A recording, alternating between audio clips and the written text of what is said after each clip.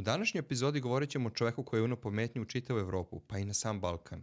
Govorit ćemo o čoveku o kome se nije znalo mnogo, ali koji se predstavljao kao ruski imperator koji je došao da pomogne Srbima. U današnjoj epizodi govorit ćemo o Šćepanu Malom, lažnom caru.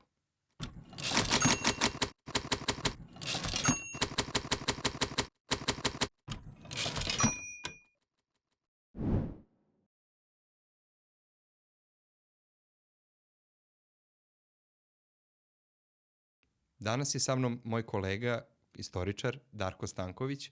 Pa Darko, reci nam za početak, ko je bio Šćepan Mali? Da bismo odgovorili na to pitanje, moramo da se vratimo dosta vremena unazad i da vidimo predistoriju događaja u Crnoj Gori koji vode ka Šćepanu Malom, zato što ništa u istoriji nije slučajno i vidjet ćemo da čak i taj čudni događaj se dobro uklapa u geopolitičke prilike onog vremena i da je u tom smislu dosta značajan. Prvo da kažemo nešto o geografskom položaju Crne Gore onog vremena, koji se naravno razlikuje od današnjeg pojma Crne Gore. U to vreme Crna Gora obuhvata samo malu oblast koja podrazumeva 4 nahije, odnosno opštine onog vremena, Riječku, Crničku, Katunsku i Lješansku. To su male oblasti kakvih u Šumadiji recimo onog vremena ima na desetine, ali prosto u Crnoj Gori ih je samo 4, tako da lako ih je zapamtiti kao neki orijentir. Sve te 4 oblasti gravitiraju ka Cetinju kao sedištu mitropolije gde stoluje cetinski vladika, odnosno mitropolit, koji u 18. veku zadobija neku vrstu teokratske vlasti u Crnoj Gori, što će se održati kao praksa. Ali inače, interesantno je i napomenuti to da gašenjem Srpske patrijaršije i gašenjem Ohridske arhijepiskopije, to je jedini poglavar Srpske pravoslavne crkve na teritoriji Osmanskog carstva koji je Srbin. Tako je. Nije Grk, nije Fanariot. Tako je, da. To je jedan događaj koji prethodi samom dolasku Šćepana Malog, to je jedno čudno poklapanje. Dakle, Cetinska mitropolija postaje praktično najvažniji verski centar Srba u celom Osmanskom carstvu tog vremena, ali doći ćemo do toga ponovo. Dakle, u 18. veku Crna Gora, osim što je praktično deo Osmanskog carstva, koliko god bila slobodna, ona mora da se oslanja i na ostale sile u susedstvu i čak i neke daleke sile kao što je Rusija. Ka Rusiji se Crna Gora okreće upravo početkom 18. veka, kada je, zahvaljujući tom velikom razvoju Rusije u vreme Petra Velikog, koji je ratovao sa Šveđanima pa potom sa Turcima, Crnogorci su vidjeli priliku da stupe u savez sa tom velikom pravoslavnom silom. I ti ratovi su se vodili u drugoj deceniji 18. veka u vreme kada je u Cetinju stolovao vladika Danilo. To je onaj vladika Danilo koga Njegoš spominje kasnije u Gorskom vijencu. I on je veliki napor uložio da Crna Gora bude saveznik u tom ratu, na strani Rusije naravno. Međutim, taj rat se ispostavio katastrofalno i po samu Rusiju i po Crnu Goru. Dakle, čak je Petar Veliki bio zarobljen u jednom momentu od strane Turaka, ali velikom srećom se izvukao, čak može se reći i glupošću tadašnjeg sultana koji je bio dosta uplašen i samo je želeo mir po svaku cenu, pa je pristao da oslobodi Petra Velikog po veoma jeftinim uslovima. Ali ono što je važno za Crnu Goru jeste da je dosta postradala u tim sukobima. Tokom tog rata ona je dosta ovako nepromišljeno uzela učešća i to je prvi i posljednji put u 18. veku da turska vojska dolazi do samog Cetinja. To je inače jedna neosvojiva tvrđava za njih tokom celog tog perioda, zato što osim što je veoma utvrđeno mesto, do tog mesta vode mnogi klanci koje crnogorske čete zauzimaju i prave zasede za tursku vojsku, tako da je bilo jako nepristupačno. To je u mnogome i razlog zašto je Crna Gora održavala svoj poveljan položaj u Osmanskom carstvu i Osmanlije su vrlo rano prestale da se pitaju oko unutrašnjih stvari u Crnoj Gori. Njihova vlast se ugledala u ubiranju harača, čak i to je bilo veoma neredovno zapravo i moralo je često puta na pomoću osmanske vojske zapravo da se iznuđuje taj harač od strane Crnogoraca ili bi Crnogorci sami ocenili da je možda pametno u nekom trenutku da se plati taj harač kako bi se izbegao sukob, pa bi sporadično i plaćali taj harač koji bi nominalno trebao da bude redovan. To je oko ono kad Osmanlije dođu u selo, a Crnogorci beže u brda, pa im Osmanlije kažu siđite, sve u redu, samo platite harač, idemo mi, ako ne siđete mi palimo. I onda oni kažu ma pali. Pali kuću, pali sve, ne damo dinare. To jest talir, to jest cekin. Reci mi, Darko, što se tiče samog odnosa Rusije i Crne Gore, to je vrlo interesantno. Nekako kao da su te dve države sudbinski bile povezane, pa sve do naših dana. Da, to je čudesno jako, zato što u ono vreme bile su jako udaljene, putovanje tog vremena je normalno mnogo teže nego danas, međutim te veze su bile začuđujuće prisne i vladika Danilo je uspeo da dogovori sa Rusima slanje novčane pomoći iz Rusije, koja je dogovorena redovno da dolazi svake godine u vidu novca, ali pre svega crkvenih knjiga i ostalih crkvenih rekvizita koji su potrebni za verski život. Prosto Rusi su u tome videli neki svoj interes da se pomogne jednom pravoslavnom regionu koji je dosta ugrožen. I taj doprinos će dolaziti svake godine, ali će doći do prekida negde 1722. pošto je u međuvremenu Petar Veliki umro, verovatno zbog tih nekih unutrašnjih trvenja koje su nastali u Rusiji, ta pomoć je prestala da bude redovna i prestala je da dolazi uopšte. Međutim, uskoro će se desiti promjena na Vladičanskom prestolu. Umjesto vladike Danila 1735. dolazi na Vladičanski prestol u Cetinju vladika Sava Petrović. Dakle, iz iste porodice. Petrović inače potiču iz plemena Njegoš. Tu nije bilo nepotizma. Pa, ali na kraju krajeva, pošto znamo kasnije u istoriju, vidimo da je ta loza dala zaista sposobne ljude što će se komunisati sa samim Petrom II. Petrovićem Njegošem, na kraju koji će biti veliki pesnik i vladar. U svakom slučaju, još za života vladike Danila, vladika Sava je postao njegov, također vladika i njegov koadjutor, zapravo pomoćnik. U svakom slučaju, koji je imao za prostor svog delovanja zapravo mletačke oblasti u susjedstvu Crne Gore, koje spadaju u crkvenu jurisdikciju Cetinske mitropolije. To su te također male opštine u zaleđu Boke Kotorske, Pobore, Majine i Brajići, koje kontroliše Mletačka republika onog vremena. I pošto je već od rane mladosti bio upućen na te poslove, vladika Sava je tu stekao znatne veze sa mlecima, upoznao njihov mentalitet i naučio kako sa njima da se dogovara i sa njima će prisno sarađivati tokom celog svog vladičanstva kasnije, iako naravno neće se ni odricati tih veza sa Rusijom koji je njegov prethodnik vladika Danilo već uspostavio. Da, ali ne trebamo zaboraviti ni guvernadure iz porodice Radonjića koji su također uz pomoć mletaka upravljali onim, ajde tako kažemo, svetovnim delom Crne Gore. Međutim, veoma rano dolazi do sukoba između te dve porodice oko toga ko je zapravo glavni u Crnoj Gori, da li je to vladika ili guvernadur. I onda dolazi do pojave jedne zaista interesantne, možemo slobodno reći i pomalo mistične ličnosti, kakva se retko sreće u istoriji, naročito u istoriji srpskog naroda. Srbi su retko kad bili skloni da takvoj ličnosti povere svu vlast u zemlji ili u oblasti i jedan takav slučaj znamo, recimo to je Jovan Nenad ili ti crni čovek sa vrlo nejasnim poreklom, kako je on sam volio za sebe da kaže, poreklom koje vodi od samih romejskih i srpskih careva, čovek sa belegom na sebi. Slična neka ličnost se ponovo javlja u srpskom narodu na području Crne Gore i to je takozvani Stefan ili ti Šćepan Mali ili ti Stefan Pikolo. Da, Stefanino Piccolo, kako se karakteriše u mletačkim izvorima, uopšte italijanskim, što će reći Šćepan Mali također. Ali pre nego što dođemo do njega konačno, moram da spomenem još jednu važnu ličnost u Crnoj Gori. Dakle, kao što je Sava postao vladika još za života prethodnog vladike, tako je i on zavladičio Vasilija Petrovića, svog sinovca, koji je postao veoma uticajan u Crnoj Gori još kao mlad.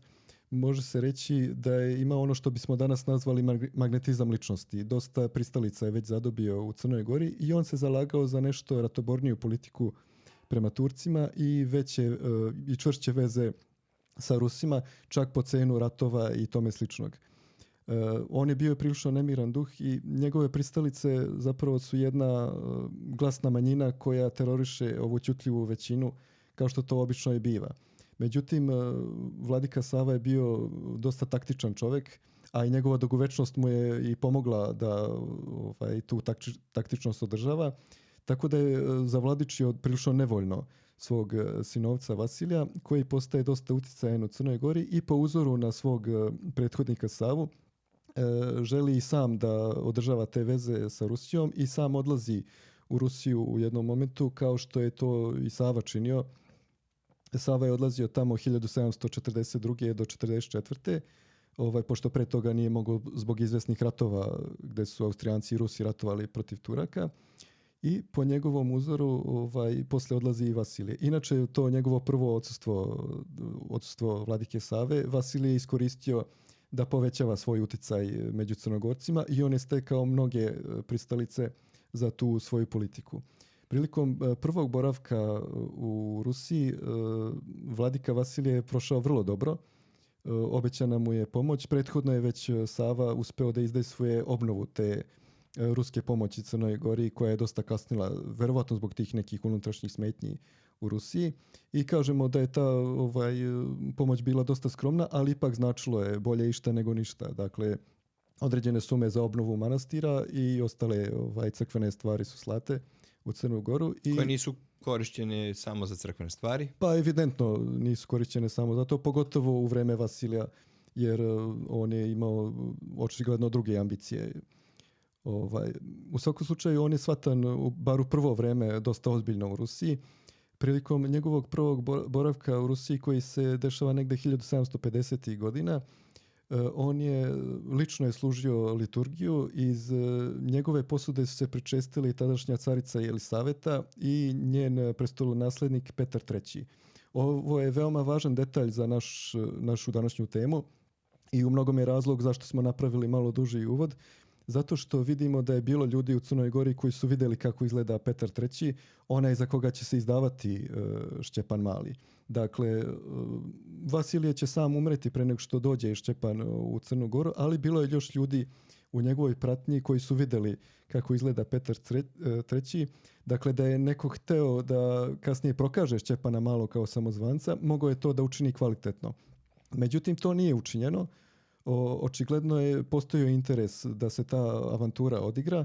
Upravo oni ljudi koji su bili sa Vasilijem, koji su vidjeli Petra III, su oni koji su učestvovali u projektu Šćepan Mali, da kažemo. Među njima je najvažniji Teodosije Merkojević, koji će pred kapijama Budve upravo proglašavati Šćepana Malog za ruskog cara i čak se zaklinjati da je to on.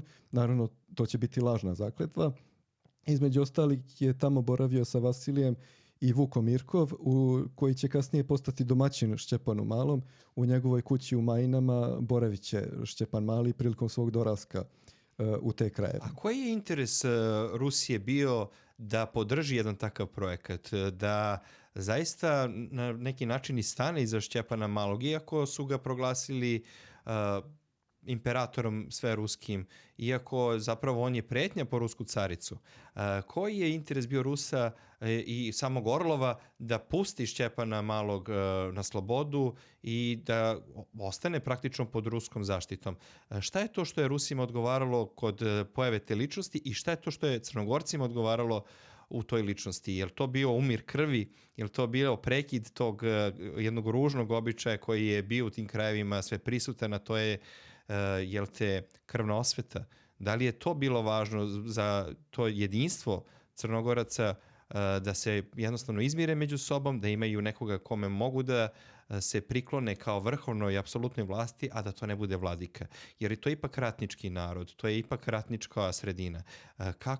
Kako da vladika vlada tim svim ratnicima? Njima je potreban u najmanju ruku knez, ali u ovom svrhu poslužit će jedan car.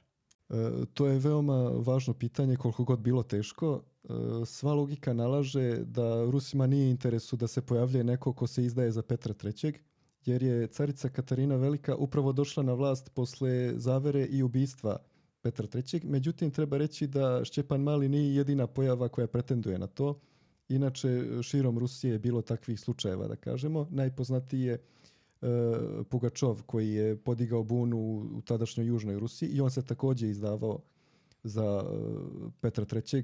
Koji je nekako izbjegao tu svoju smrt. Bilo je još nekih pretendenata koji su također ulazili u slične avanture onog vremena, ali prosto sam Šćepan Mali je najupečatljivija. Ali to u Rusiji nije ništa novo. Imamo pre toga i pojavu lažnog Dimitrija. Tako da to je već postojalo u Rusiji kao pojava te vrste. Interesantno je šta se to dešava na području Crne Gore. Da. I kako to ruski vladar u Crnoj Gori? Dolazak Šćepana Malog je toliko dobro pripremljen i izveden da je nemoguće da je to avantura jednog čovjeka. Dakle, vidimo da ima i logističare poput pomenutog Teodosija Mrkojevića i njegovog domaćina Vuka Mirkovog, ali također nemoguće je zamisliti da velike sile ne znaju za to. Dakle, očigledno je Rusija znala. Pitanje je da li je htjela da se on izdaje za ruskog cara, ali sama pojava Šćepana Malog je bila veoma značajna jer je on uneo promjene u crnogorsko društvo kakve do tad nisu viđene. Osim što je uveo svoju ličnu gardu i uveo red u zemlju, u njegovo vrijeme, verovatno zbog poštovanja ličnosti ruskog cara, u što je sav narod poverovao, potpuno je prestalo međuplemensko trvenje i čak je krvna osveta obustavljena za sve vreme te njegove vladavine. Koja je trajala 7 godina. Tako je, da nije uopšte zanemarljiv period za nekoga ko je na takav način došao na vlast zapravo. I otkud njemu ruska carska zastava? Da. Vidimo po svemu da je on bio dobro promišljen, moguće po nekim istoričarima da je poslat od same Rusije sa znanjem Austrije i sa štićenikom austrijskim u to vrijeme Dubrovnikom. Dakle, svi su oni verovatno učestvovali u ovom projektu. Šćepan Mali dolazi sa ruskom flotom samom na Jadransku obalu i boravi prvo u opštini Majne, za koju smo rekli da je na toj mletačkoj teritoriji u susjedstvu Crne Gore, i u vrijeme kada Teodosije Mrkojević proglašava njega, čak se i zaklinje da je on ruski car, on u to vrijeme još ne boravi u Crnoj Gori. To je negde već 1767. godina kada je bio taj proglas, negde u septembru. U to vrijeme Šćepan Mali i dalje boravi na toj mletačkoj teritoriji, verovatno čekajući kakav će biti odjek u narodu, i tek kad se uverio da je većina naroda poverovala da dolazi ruski car u tu zemlju, onda je polako pripremao taj svoj dolazak koji dolazi tek 6 mjeseci kasnije. Negde u proleće 1768. on sam dolazi u Crnu Goru, pošto je u međuvremenu sve već urađeno. Da kažemo i da ta njegova pojava ima jednu mesijansku komponentu, jer kao ruski car on je istovremeno i Božji pomazanik. On najavljuje sebe kao nekoga koji je od Boga izabran da pomogne svojim dragim Crnogorcima da se oslobode od turskih zuluma i sličnih nedaća, što je bilo veoma značajna komponenta u ono vreme, jer znamo da u ta vremena verski život je imao mnogo značajniju ulogu nego danas. Bilo da je to, da kažemo, neki zdrav verski život ili sujeverje, u svakom slučaju takve stvari su se mnogo više gledale, tako da je ta komponenta njemu itekako značila. On se, kad se pojavio, držao se jako dobro među Crnogorcima i dalje sav narod verovao, zato što se pokazalo da je to jedan jako sposoban čovjek, obrazovan, koji poznaje mnoge jezike. Vidjelo se da zna ruski, da zna nemački, stare jezike poput grčkog, latinskog, hebrejskog i tako dalje. I koji istovremeno dobro poznaje i crnogorski mentalitet. Među svedocima tog vremena neki kažu da je imao neki bosanski prizvuk u govoru, dosta njih je primjećivalo i ruski akcenat, što je prirodno za nekoga ko očigledno dolazi iz Rusije. Ali ono što je najinteresantnije jeste njegovi maniri, koji su bili zaista ovako neobični za, možemo slobodno reći, jedno u suštini plemensko primitivno društvo. Oni su vidjeli da on ima manire učenog čoveka, školovanog, neko bi rekao i negovanog. Opisuju njegovu odjeću u kojoj je prvo se pojavio. Opisuju da je on došao u beloj košulji kakvu nose Grci. Da ima neku malu kapu na glavi koja nije svojstvena Crnogorcima toga doba. Tako da vrlo jedna interesantna pojava i to će svakako ostaviti veliki utisak na ono vremenike. Ono što je interesantno jeste da on nastupa blago, on ne naređuje. On praktično njih moli. I to je ono što je taj hrišćanski element u njemu, ta mesijanska nota što si rekao. On je praktično Hristov namjesnik na zemlji i oni ga zaista kao takvog doživljavaju. Čak i same vladike. Tako je. Osim toga, primećuje se da je uspeo da je raširi jako vešto izvesni misticizam oko sebe. Namerno je govorio dvosmisleno, a to je učenim ljudima je prilično lako, a dovoljno je bilo osim toga što je njima čudan bio taj njegov govor, ali prosto shvatanje je bilo takvo da neko ko je ruski car sam po sebi vredi, on može da bude bilo kakav i sve ostale vrline koje se dodaju na to samo su dodatni plusevi. Tako da je on održao tu svoju predstavu kao ruskom caru, međutim, ipak se mora priznati da je bilo opozicije, bilo je ljudi trezvenijih u Crnoj Gori koji su jako sumnjali u njegov identitet od početka, ali oni su bili dosta ućutkani. Među njima i sam vladika Sava koji i dalje je vladika i dalje je živ u to vreme. Vidimo da je to jedna metuzalemska karijera na poziciji cetinskog mitropolita i on se držao također dosta rezervisano po svom običaju. Čak i ga jako poštovao, slao poklone Šćepanu Malom i na mletačka pisma je odgovarao kao da je stvarno došao ruski car koji je legitimno izabran na zboru crnogorskih vladara. Gdje je bilo preko 4000 ljudi. Tako je. Da, to je bilo, znači on je od naroda crnogorskog priznat za ono što se izdaje, dakle za ruskog cara koji je došao da vlada Crnom Gorom u tom trenutku. Međutim, ima još jedan događaj koji smo najavili pa ćemo sad malo razraditi, a to je ukidanje Srpske patrijaršije 1766. godine i tada Pećka patrijaršija kao i Ohridska arhijepiskopija padaju u grčke ruke, tačnije u grčku crkvenu organizaciju poznatu pod imenom Fanarioti po četvrti fanar u Carigradu gdje je bilo njihovo sedište. To je bila jedna izuzetno korumpirana organizacija u kojoj se dolazilo do položaja pre svega novcem, a tek posle znanjem, tako da su oni, zahvaljujući tome, došli do velikog imetka, na osnovu koga su vršili veliki uticaj na sultana. Sultan je, sa druge strane, bio dosta razočaran u srpsku crkvu, sultan kao institucija u 18. veku, zato što Turci sve pamte. Dakle, na Osmanskom dvoru svi događaji se jako dugo pamte i zapisuju i onda, pošto je bila jedna seoba Srba pod jednim patrijarhom, pa potom i druga malo kasnije pod drugim, to se tretiralo na Osmanskom dvoru kao dvostruka izdaja. I onda Osmanlije već u tom vreme prestaju da gledaju na srpsku crkvu kao opšti stožer pravoslavlja na Balkanu, odnosno u evropskom delu Turske. Što su u jednom momentu gledali. Gledali su, da.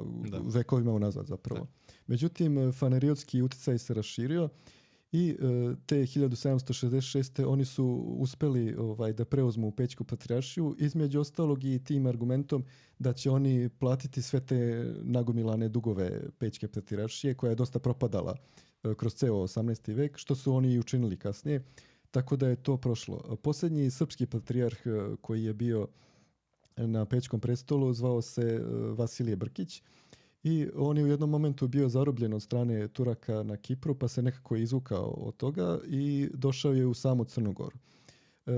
On dolazi u Crnu Goru u vreme Šćepana Malog i to je tek izazvalo zazor starog vladike Save Petrovića, koji do tad se ponašao prema Šćepanu kao da ima partnera u poslu. Međutim, pošto dolazi jedna također značajna crkvena ličnost i podržava ga, on se onda tek zabrinuo, mada Vasilije Brkić ne dolazi u svojstvu nikakvog crkvenog velikodostojnika jer je izgubio sva ta crkvena dostojanstva, ali kao poštovana ličnost je veoma cenjen u Crnoj Gori i sad se Sava uplašio da će imati dva jaka konkurenta protiv sebe. Stoga je tek u vreme dolaska Vasilija Brkića je pitao rusko konzulstvo u Carigradu da li je Šćepan Mali zaista ruski car i dobio je negativan odgovor. Rečeno mu je da to ne može biti on jer je stradao već u tom ubistvu i tako dalje. I vladika Sava je to doživeo kao da ima keca u rukavu koji će pokazati Crnogorcima i rešiti sve probleme. Međutim, prevario se u tome zato što sama pojava je bila jednostavno jača od svih papira. Jednostavno, mentalitet naroda je bio takav da pojava ruskog cara je nešto što je izazvalo toliko jak utisak da nikakvi pravni argumenti nisu mogli da budu jaki protiv toga. Ali i da su verovali u to. Nekako su ipak želeli da veruju u ovo prvo, to jest da imaju cara kod sebe. Iako su možda negdje u dubini duše shvatili da to nije ta ličnost, svidjela im se ideja da imaju svoga cara, da mogu da obnove srpsko carstvo, da ne kažem srpsko-rusko možda, i da jednostavno toj plemenitoj duši koja je morala da beži iz Rusije da bi spasila goli život, ponude dom i utočište, a sa druge strane da ih ta plemenita ličnost, sam Šćepan, okupi oko zajedničke stvari, a to je oslobođenje od Turaka. Tako je, pa rekli smo koliki je njegov uticaj bio na Crnogorce, znači nikad ni pre ni posle toga, u toj da kažemo istoriji tog vremena, nije bilo toliko skrajnuto to međuplemensko trvenje i krvna osveta i ta neka samostalnost svih tih plemena. Dakle, to je jedini period u kome je Crna Gora bila zaista ujedinjena i to je upravo ono što se svidelo Rusima, koji su normalno pomno posmatrali sve te događaje. U jednom momentu šalju oficira jednog iz Rusije, Dolgorukog, da izvidi situaciju u Rusiji i on je trebalo jednostavno da likvidira pitanje Šćepana Malog, kao što je rečeno. I zaista on čim je došao, vrlo brzo je zatvorio samog Šćepana u tamnicu zbog tog njegovog izdavanja da je ruski car, koji zapravo nije.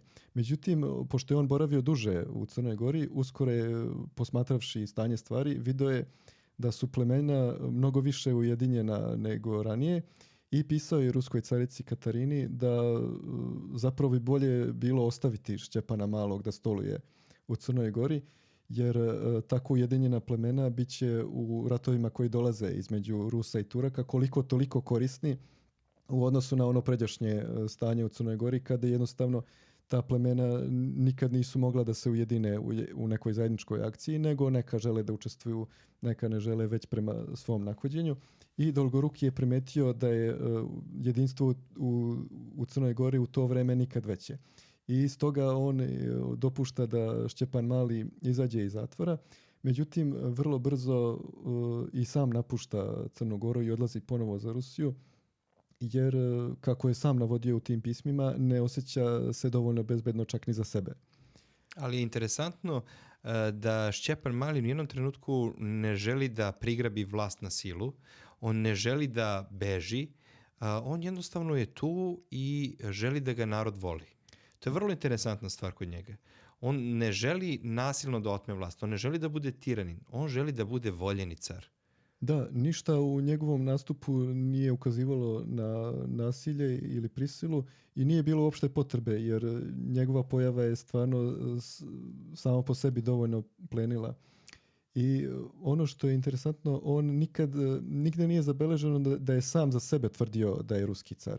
Drugi su to govorili za njega, on nije naravno ni negirao, ali prosto nije bilo nikakve potrebe da on to nešto naročito tvrdi za sebe. Prosto je bilo uzeto kao takvo. On je čovjek srednjeg rasta.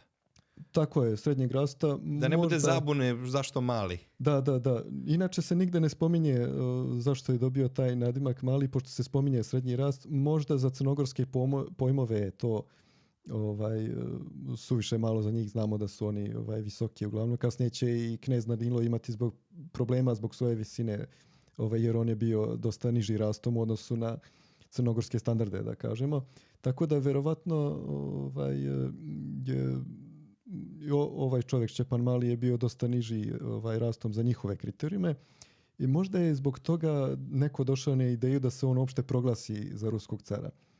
Vrlo moguće da je spomenuti vladika od ranije Vasilije Petrović, idejni tvorac projekta Šćepan Mali, onaj koji je video Petra III. Ruskog cara. To ne možemo naravno utvrditi sad sa nekom policijskom tačnošću, da kažem, ali po svemu što se vidi iz Vasilijeve biografije o njegovom karakteru, o tim pismima koje on šalje Rusiji, gde priča megalomanske stvari o Crnoj Gori, da ona zauzima mnogo veći prostor, da se svi utrkuju za njeno savezništvo, pa piše istoriju Crne Gore u kojoj je ona prikazana mnogo značajnija nego što jeste, pa preuveličava brojke, kaže da se može skupiti 40.000 vojnika, što je naravno nemoguće za Crnu Goru tadašnju.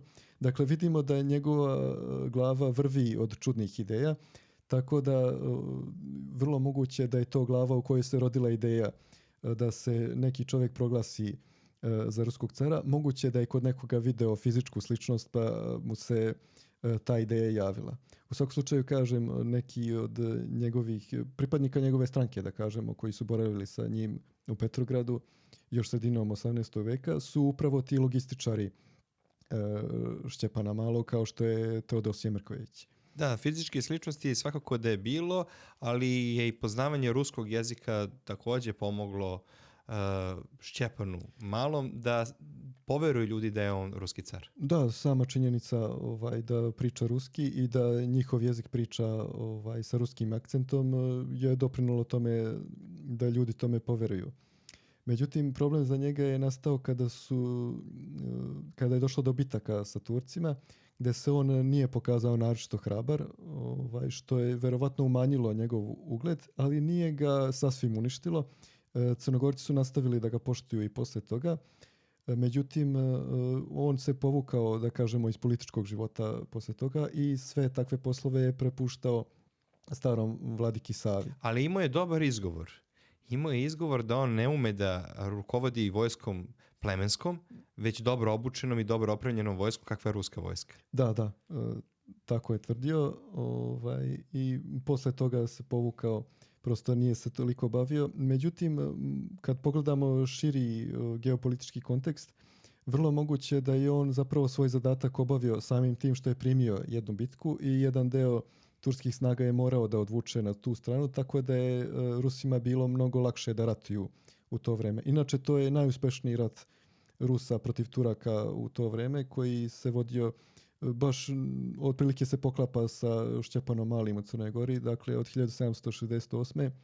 do 1774. se vodio taj rusko-turski rat Katarine Velike, u kome Rusija uspeva da trajno zauzme Krim i porazi tursku vojsku na svim frontovima. Inače, Rusi su tada učinili jedan Hanibalovski potez. Turci nisu verovali da će Rusi dovesti flotu iz Baltika preko Severnog mora. Praktično je okružila ruska flota celu Evropu i ušla u Sredozemlje i onda napala Turke. Turska flota je bila stacionirana potpuno u Crnom moru, očekujući napad sa te strane, što se nije desilo. I zbog tog faktora iznenađenja potučena je i turska flota do nogu.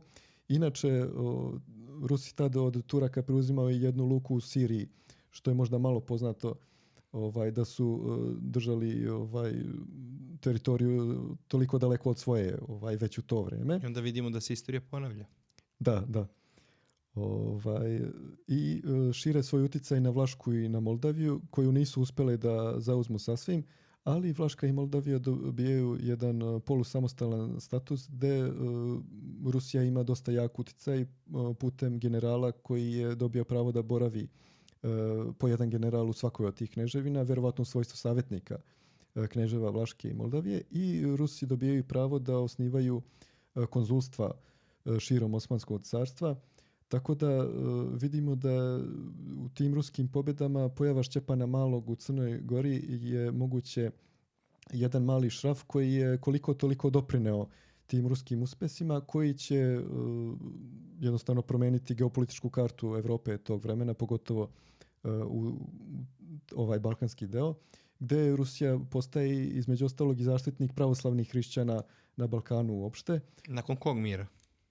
Mira u Kuču Kajnadžiju. To je taj čuveni mir između Rusije i Turske 1774. koji dolazi posle smrti samog Šćepana Malog, koji je stradao godinu dana pre toga, 1773. Kad više nije bio potreban. Kad očigledno više nije bio potreban, ali važan je detalj, njega je ubio jedan Grk koji je postao njegov čovjek od poverenja, dakle postao mu jako blizak i uvukao se, da kažemo, u to društvo, ali bio je poslat od strane Mahmud Paše Bušatlije, Skadarskog paše, tog arhineprijatelja Crne Gore, kroz celu posljednju trećinu 18. veka, da ali kažemo, traju ti sukobi s njim. Istini za volju treba reći ko su Bušatlije, da su oni zapravo Crnojevići i da oni zato polažu pravo na Crnu Goru. I zato ne čudi što bušatlije toliko žarko žele da ovladaju Crnom Gorom. To je ogranak porodice Crnojevića koji je prešao na islam i prezime Bušatlija zapravo poneo po tom selu Bušat. A ono što je važno istaći da i dan danas imamo potomke te porodice i uglavnom žive u Beogradu. Ono što je interesantno i treba reći jeste da taj Grk, ako je uopšte bio Grk, koji se, kako ti kažeš, uvukao u to društvo, je zapravo bio njegov lični sluga. Onaj koji ga je brijao, onaj koji ga je opremao, čovek od najvećeg njegovog poverenja. A onda su jednog dana zatekli cara zaklanog u njegovoj sobi. Tako je on završio tragično, ali ovi svi detalji su nam bitni da bismo vidjeli u čemu je značaj njegov, jer sama činjenica da je zavredio turski atentat koji je organizovao Skadarski paša dovoljno govori da je učinio velike štete Turcima i koristi Crnoj Gori. Tako da možemo reći da je njegov značaj veoma veliki, iako su mišljenja istoričara pomalo oprečna u tom smislu. Stanoje Stanojević govori, na primjer, da nije mnogo značajna njegova vladavina, izuzev što je učinio nešto što do tada u Crnoj Gori nije viđeno. Ali recimo već kod Ćorovića može se naći ocena da je mnogo značajan po tome što je ujedinio crnogorska plemena u mnogo većem stepenu nego što se to ikad do tada desilo, što je omogućilo da Crna Gora postane bitniji faktor u tim ratovima koji se vodili, tako da stiče se utisak da je njegova pojava ipak veoma značajna istorijski u tom periodu i čak može se reći, pošto taj period prethodi i velikim crnogorskim pobjedama na Martinićima i Krusima, kada će konačno savladati Mahmud Pašu Bušatliju, koji će naći i svoj kraj u tim bitkama. Dakle, pojava Šćepana Malog i njegova vladavina i to veliko ujedinjavanje crnogorskih plemena je prethodilo tim velikim pobjedama i može se reći pripremilo. Čak može se reći i pripremilo stvari za oslobađanje svekolikog srpstva, jer to je period pred Srpsku revoluciju, kada se i šumadijski kraj u to vrijeme poznat kao Smederevski Sandžak se zove. I Beogradski pašaluk. Da, nepravilnije. Da, kolokvijalni naziv je Beogradski pašaluk koji se kasnije odomaćio. Dakle, i Srbi koji su učestvovali u austrijskoj vojsci u ratovima protiv Turaka stekli veliko iskustvo. Kao frajkori. U frajkorima, tako je. Oni će biti nosioci srpske revolucije kasnije, ali istovremeno i Crna Gora dobija, da kažemo, veći stepen samostalnosti i praktično kasnije u 19. veku skoro da neće uopšte plaćati taj harač, što je praktično jedini znak osmanske vlasti u tim krajevima i možemo reći da je pojava Šćepana Malog doprinela takvom razvoju događaja kasnije. Ali interesantno je to da nakon gubitka srpske državnosti pod Osmanlijama dve interesantne i misteriozne ličnosti koje se javljaju nose naziv cara. To su Jovan Nenad i Šćepan Mali. Koliko je bila jaka ta svest o izgubljenom carstvu, o izgubljenoj državnosti, o Nemanjićima, da su svi ti potonji avanturisti koji su želi da obnove srpsku državnost, koji su očigledno imali plemenite pobude, ali i veliku podršku u srpskom narodu i u srpskoj crkvi, uzimali za sebe naslov cara. Da li do krunidbenog čina došlo, da li do miropomazanja uopšte je došlo, mi to ne znamo. Ali znamo da su se oni nazivali carevima i da su ih kao takve Srbi prihvatali. Ono što je interesantno jeste da mi o Šćepanu Malom ne znamo gotovo ništa. O njegovoj porodici, da li je uopšte zasnovao porodicu, da li je planirao da osnuje dinastiju. Ili je to zaista bio čovjek projekta i tako se ponašao. Imao je da odradi svoj posao i kada je odradio svoj posao, postao je više nebitan. Tako je. Njegov stvarni identitet je također deo problematike. Poznato je inače, da se nadoveže malo na tu priču, da srpski narod nije gubio svest o svojoj državnosti i svom srednjovekovnom carstvu, praktično već sa samim dolaskom Turaka i dolaskom osmanlijske vlasti. Ta svest je zadržana i nikad se nije odustajalo od toga. Prosto okolnosti su bile takve da to nije moglo da se ostvari, ali to je nešto od čega Srbi ne odustaju i najranije bune se dešavaju već u Banatu krajem 16. veka i u Hercegovini negde u to vreme. Tako da, naravno, sve te bune imaju... Karpošev ustanak. Da, sve te bune imaju za cilj obnovu srpske državnosti, bez obzira kakve okolnosti i kako se ko snašao u novim okolnostima. To je nešto od čega Srbi u načelu nikad ne odustaju. Iako je ta svest prilično maglovita. Oni nisu načisto sa tim šta su sve srpske zemlje i na šta treba da pretenduje budući srpski vladar. Oni to često nazivaju samo i lirikum. Da. Ali vidi se i po tome što u vreme Karađorđevog rata jedna od važnih skupština se održava u Smederevu. Poznato je da je Smederevo posljednja srpska prestonica prilikom pada srpske despotovine po Turke. Najveće srpske države. Da, u kojem je vladao despot Đurać, pa su kasnije njegovi naslednici propali na tom prestolu. Ali Srbija kreće tamo gde je stala. Dakle, obnavlja se ta srednjovekovna država i počinje se zato i Smedereva u vreme Karađorđa. Dakle, uvek je ta ideja obnova te srednjovekovne države, a ne neka revolucionarna nova pojava. Ali zapravo ona je samo tako na izgled. U suštini Karađorđev rat i srpska revolucija zapravo se temelje na onim, ajde tako da kažemo, dometima francuske revolucije, tako da je vrlo interesantno, ona samo s polja izgleda da obnavlja svoju državnost u tom srednjovekovnom smislu, međutim ona suštinski kreće od francuske revolucije i to možemo vidjeti po tome da se u konačnici ukida i feudalni sistem, da se donosi prvi srpski ustav, tako da to je jedna moderna država, jedna od najmodernijih država i najnaprednijih država toga doba, a sa druge strane neverovatno jak kult Nemanjića, čuvaju se preostale mošti, znamo da je sam kult Svetog Save bio jak tokom Banatskog ustanka, zbog toga najverovatnije su i mošti spaljene na Vračaru, tako da je vrlo interesantno da srpski narod nikako ne gubi tu svoju vezu sa svojim slavnim srednjim vekom. Tako je. Kad smo kod tog odjeka francuske revolucije, on je bio neobično jak, čak zaprepašćujuće jak u srpskim zemljama onog doba, iako, da kažemo, većina naroda je prost narod i nema mnogo predstave o Francuskoj i o tome šta se tamo dešava. Međutim, to je kao vetar koji se širi. Dakle, u Francuskoj Montesquieu i ostali ideolozi koji su bili veoma značajni tada, između ostalog spominju tezu da je narod ono što ima pravo na državu. I to je upravo ono što se može prepoznati i u proglasima i u Karađorđevoj Srbiji i u Crnoj Gori Petra I. Petrovića Njegoša, dakle vladike u vremenu posle ovog o kome govorimo, koji će praktično udariti temelje Crnoj Gori kao nezavisnoj državi. Jedan podatak kako je Dubrovnik otvorio vrata Francuzima, da je narod na ovom području i dalje poprilično naivan bio. I da su svaku hrišćansku pomoć oberučke prihvatali, neretko ni ne sumnjajući u namere onoga ko dolazi. Vidimo to lepo i sa Srbima koji su prešli Savu i Dunav i svoje utočište potražili kod Habsburga, da oni često habsburške vladare nazivaju svojim carevima, očekujući da i ovi njih dožive kao svoj narod, što se nikada nije desilo. Ali interesantno je to da Srbi hoće da imaju svog hrišćanskog cara. Njima ne treba car druge vere koji stoluje u Stambolu.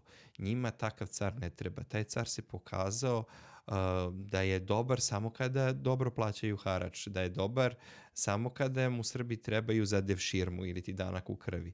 Ali zapravo oni se osjećaju kao raja, kao obespravljena narodna masa i oni taj svoj status žele da promene.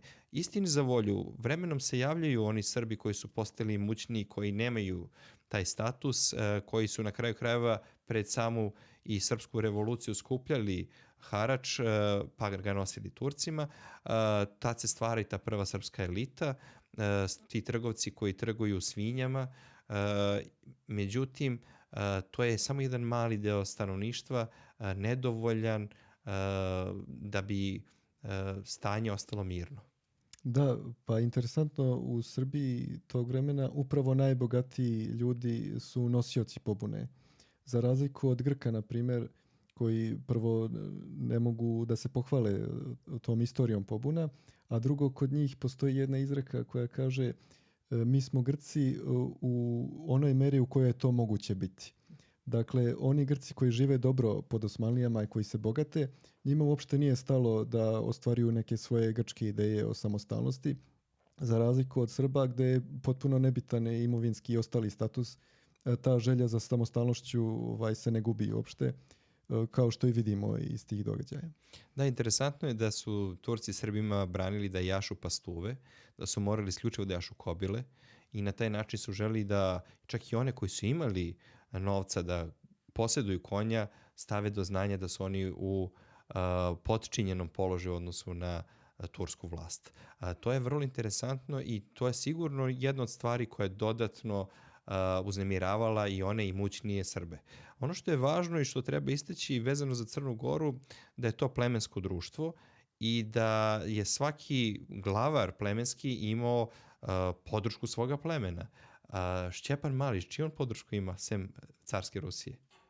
Da, njegova podrška u Crnoj Gori je jednostavno došla spontano, zahvaljujući tim proglasima koji on tako pametno pustio da cirkulišu Crnom Gorom dok on sam se ne pojavi, još dok je boravio u Majinama na toj mletačkoj teritoriji i jednostavno pustio je da radi, tako reći.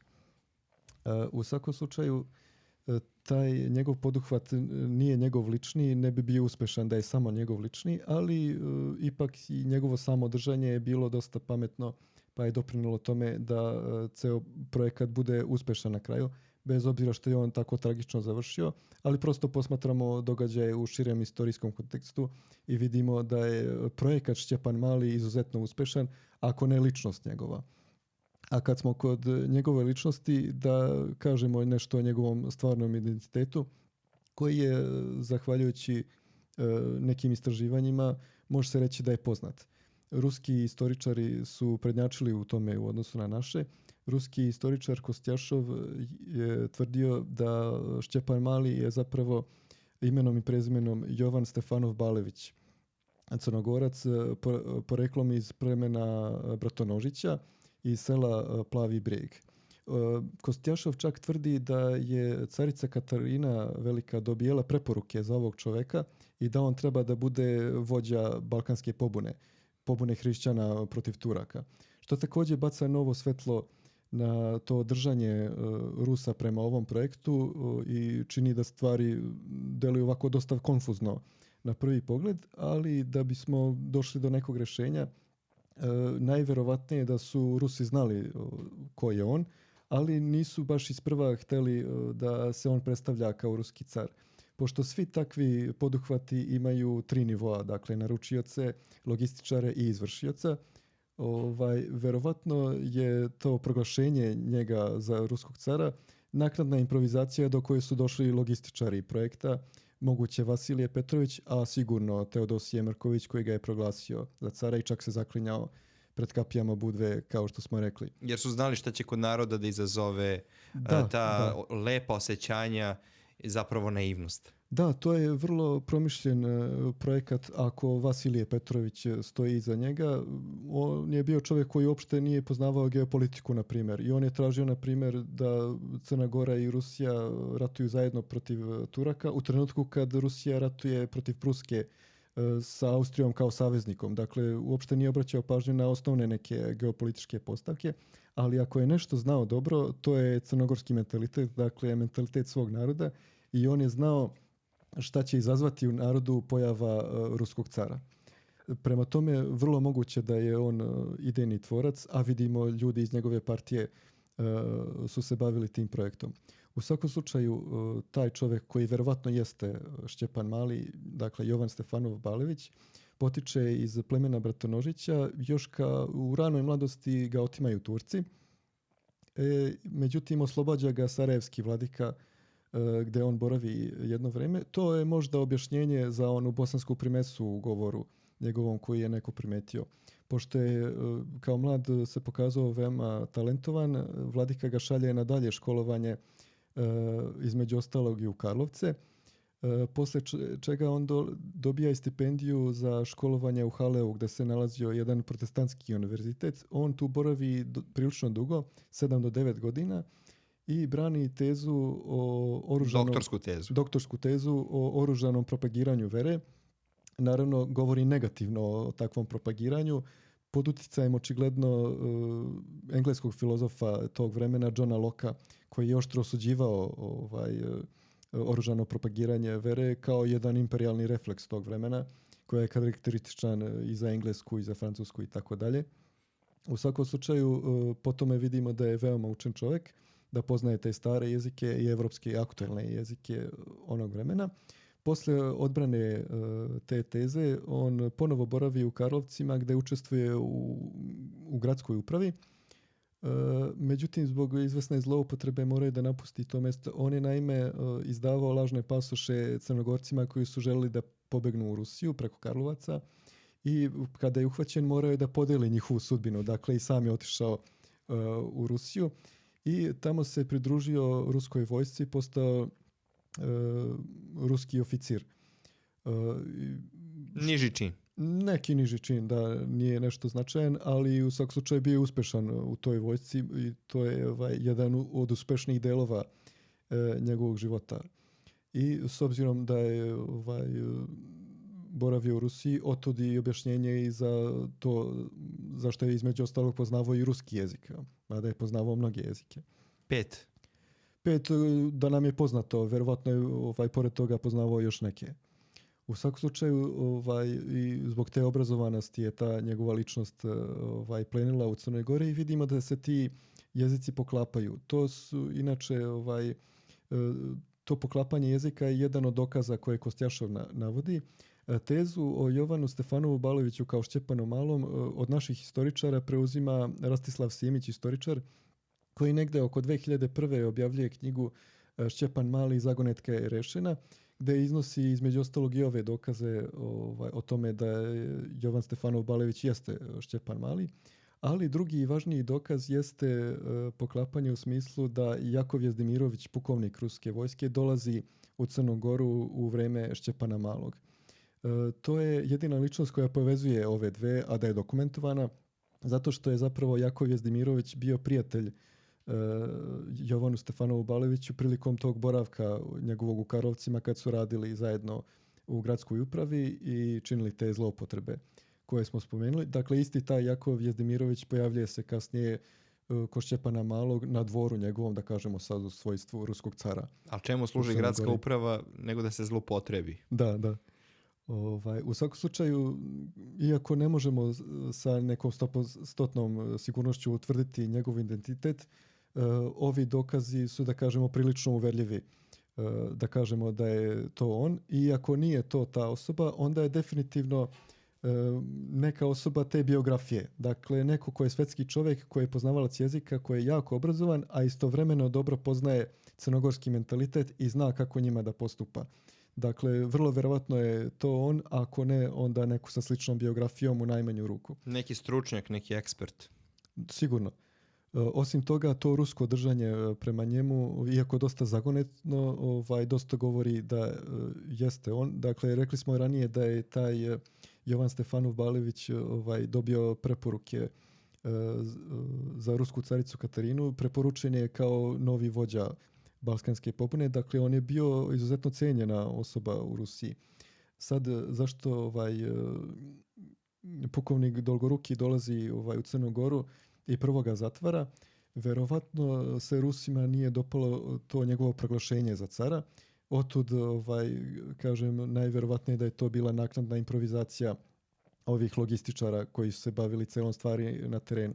Međutim, Dolgoruki ga pušta iz tog zatočeništva i pušta da njegova vlast u Crnoj Gori teče nesmetano, jer se videla ipak neka geopolitička i strateška korist u svemu tome. I sve to pokazuje da verovatno smo došli do pravog identiteta, dakle do tog Jovana Stefanova Balovića, koji jeste lažni car Šćepan Mali. A šta kaže Njegoš? Ko je lažni car Stjepan Mali? Njegošev lik je više književni nego istorijski. Njegoš jeste proučavao izvore, osim što je slušao Crnogorce i ljude koji su raspredali legende o Stjepanu Malog. On je putovao u Veneciju i služio se mletačkim arhivom i koristio je tamo 3 pisca koji su bavila Stjepanom Malim i to je iskoristio kao izvor za svoju dramu. Međutim, to je pre svega drama u koja je Njegoš poslužila da kroz lik Stjepana Malog prikaže neke mane, odnosno prikaže sve suprotno od onoga što Crnogorac treba da bude. Dakle, prikazan je kao kukavica u tom njegovom delu, koji na svaki pomen od boja on beži i žali se stalno kako ne može da ratuje. I plače. Da, i plače stalno, jer ne može da ratuje sa tako neorganizovanom vojskom, još bez ruske pomoći i tako dalje. Dakle, oličenje svega što ne treba. Da, u 20. veku su snimljena i 2 filma na tu temu. 50. godina to je bio film, prvi igrani film crnogorske kinematografije, Lažni car, a kasnije snimljen i čuveni film Čovek koga je trebalo ubiti. Tako je.